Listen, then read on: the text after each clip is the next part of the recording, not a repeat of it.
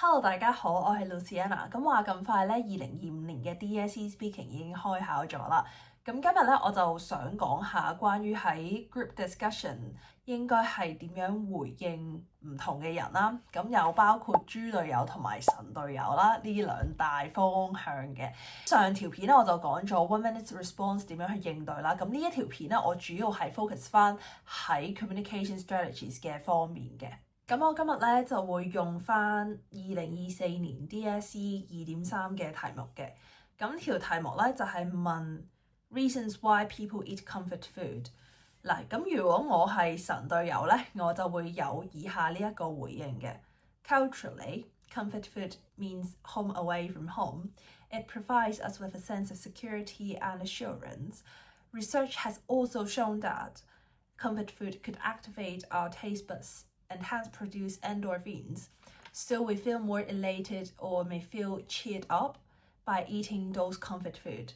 For me, comfort food is dark chocolate all the time. Whenever I feel stressed before exams, I eat dark chocolate so as to make myself feel secured. 呢度咧，我都補充一下咧，就係我哋點樣 identify 到呢個係一個好嘅發言咧？我係用咗好多字去包裝自己嘅感受啦，唔係純粹話自己好 happy 啦，自己好 excited 啦咁樣嘅。我有用到 elated 啊，cheered up 啊，secured 啊，sense of security、assurance， 其實全部呢一啲都係mark 咗 vocab 翻嚟嘅，同埋我一開頭嘅發言，我已經分咗 culturally， 其實呢一個已經係一個 aspect 嚟㗎啦。In terms of vocab，in terms of organisation， 我都 achieve 到。咁其實我諗你聽嗰個人講嘢發言流唔流暢，都會係一個因素嚟嘅。咁但係就唔好淨係俾呢個流唔流暢而呃到咯，你都要聽佢實質講嘢有冇內涵嘅。我哋應該係點樣應對呢一個 conversation 咧？我哋千祈唔好聽到咧人哋俾咗咁多個 point 啊、咁多 vocab 啊、咁多例子嘅時候咧，我哋就覺得嚇佢咩嘢都做齊晒，咁我要做啲咩咧？第一個方向咧就係用自己嘅文字咧嚟到幫嗰個 speaker 去做一個 summary。同埋係 paraphrasing 嘅，我就會話 comfort food is useful when travelling abroad. It makes us feel safe and calm。咁我哋未必會用到同頭先個 speaker 即係我啦，同一啲字眼。咁但係咧，我哋會 show 到你有一個 paraphrasing 嘅 awareness，同埋我哋 provide 咗一個 setting 就係 travelling abroad 啦。咁第二樣嘢咧，我哋亦都可以咧就住我哋嘅發言咧加翻一個例子落去嘅。咁就係 I remembered eating cup noodles when I was in Turkey, as I wasn't used to Mediterranean dishes。provide 翻自己嘅個人經歷啦。雖然你話上一個 speaker 其實佢都已經有講到自己中意食 dark chocolate 咯喎，咁但係文化上面咧，頭先個 speaker 係未必有講得咁深入啦。咁所以我哋可以就住呢個回應咧，by providing 一個國家啦，咁而我哋食咗啲咩嚟到證明咧 comfort food 對我哋嘅重要性嘅。我哋可以再一步引證上一個 speaker 講嘅嘢，咁呢個就係叫做有效回應啦，就唔係話 I agree with you 咁簡單啦。我哋要講翻點解啦，同埋最好有例子作為一個引證。其實而家好多人嘅英文都唔係話好似以前啱啱推出 DSE 嘅時候咧，完全唔講嘢啊。當然係會有一兩個人係咁嘅，但係如果你擺翻喺全香港散佈喺唔同區嘅話咧，基本上呢個情況咧係少之又少嘅。以我認識嘅人咧，我係遇過一次係呢一個情況，但係喺我實際考 DSE 嘅情況咧，其實大家都係好踴躍去發言嘅。如果係一啲能力可能冇咁好，但係佢係合格邊緣嘅人咧，咁可能你話我都係差唔多程度喎，咁我點樣可以突圍而出咧？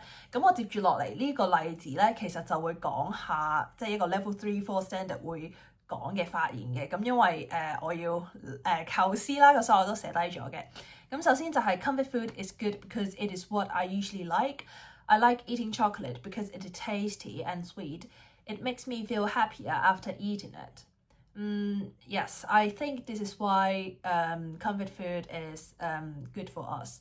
可能佢嘅語速冇咁快啦，但係都用到一啲嘅形容詞嘅，例如就係 happy 啊，佢都有講到感受啊 ，chocolate 啊，亦都有講到係咩例子嘅，但係佢就冇分到 perspective 啦，或者係冇講得咁深入，究竟呢樣嘢點樣帶俾我哋一個快樂咁樣啦。嗱，咁有兩個方面咧，你可以回應一啲可能 ideas 同你差唔多嘅人。第一件事咧，我哋做嘅嘢咧都係 paraphrasing。因為 paraphrasing 咧點解咁重要咧？就係因為其實佢可以話到俾呢一個 examiner 聽咧，你係有意識咧去到聆聽人哋講嘢啦。首先，其次咧就係你會有一個 awareness 去到包裝你自己嘅字眼嘅。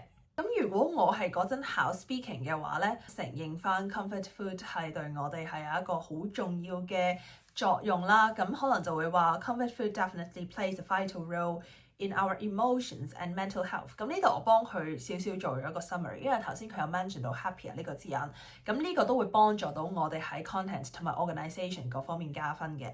As it gives us a sense of security and assurance。It is more filling to have rice and sandwiches for lunch as an Asian。加翻 personal experience。不過啱啱呢一個 level 3到4嘅 demonstration 咧，雖然係有講到部分嘅 ideas 嘅，但係如果你聽同我頭先第一次發言嘅時候咧，個分別就係在於我用嘅 vocabulary 可能係比較 ambiguous 啦。包括係 good 啊或者 happy 啊，如果係一個能力比較高嘅人咧，佢會有意識咧去到 avoid 呢一啲嘅字眼嘅。內容上邊咧都係比頭先嗰個空泛啲啦。我雖然係有用到 eating chocolate 做例子，咁但係我俾嘅原因咧，其實都唔係同 comfort food 有關嘅。我只不過係針對咗朱古力本身係好 tasty 同埋好 sweet 嚟到作出咗一個展述咯。咁所以你見到一個 level 5或以上同埋呢個普通合格嘅人咧，其實個分別就係在於具唔具體同埋個 vocab 啦。最關鍵嘅位咧就係第二個 step 啦，就係 asking questions。嗱，asking questions 咧，我哋都要係好有技巧咁樣做嘅。好多人咧成日都會講咗 What do you think? What do you guys think? 咁其實呢啲 open-ended question 咧係無助於去促進一個 interaction 嘅。咁反而咧，我哋應該係喺第一次發言嘅時候咧，其實已經要好好留意一下究竟邊一個人係比較被動啦，或者假設我哋係做第三個人發言嘅。我哋知道第四個人未講，我可能就會指名道姓咁樣去問下佢 Candidate C, do you feel the same？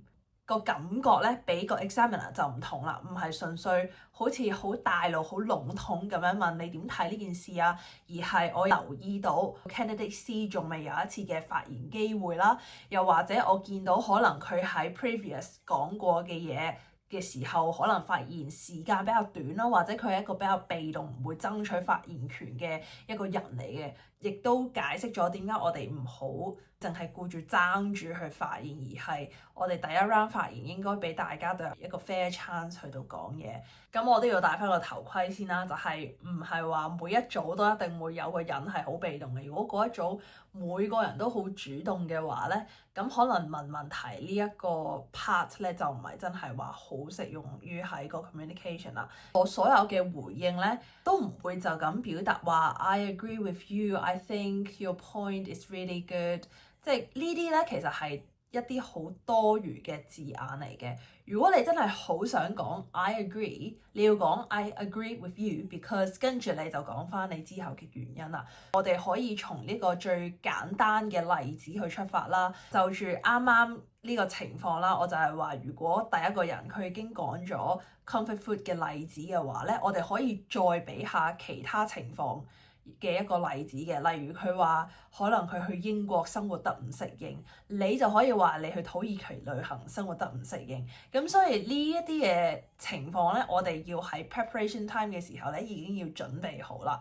咁我都知大家嘅時間好緊迫啦，咁但係希望呢個少少嘅 tip 同埋 strategy 可以幫助大家喺 speaking 爭取翻最好嘅分數啦。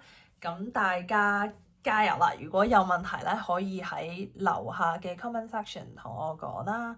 咁就祝大家成功啦！下次再見，拜拜。